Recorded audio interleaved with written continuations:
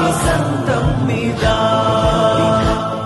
ആനൂറ് പിറന്നു, ആനന്ദമുയർന്നു, ആവേശമുണർന്നു, മധുമാസമണഞ്ഞു, മധുകാലമൊഴിഞ്ഞു.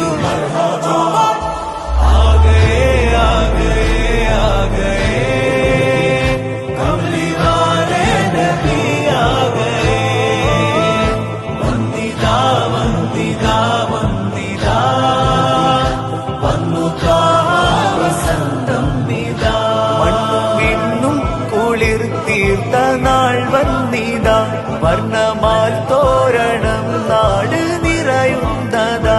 കർണ